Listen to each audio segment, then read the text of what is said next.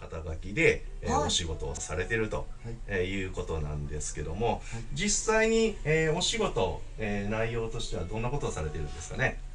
セールスコピーライターとして、はい。売れる文章術、うん。文章術を使って、はい。経営者さんの集客やはい。売上アップはい。に貢献している仕事ですね。すごいですね。名刺作りのプロフェッショナルとそうですね。いうことで、なんか昨日もね、そのセミナーみたいなことをされてたっていうことなんですけども、そうです。はい。どういった形でそのアドバイスをされたりとかしてるんですか？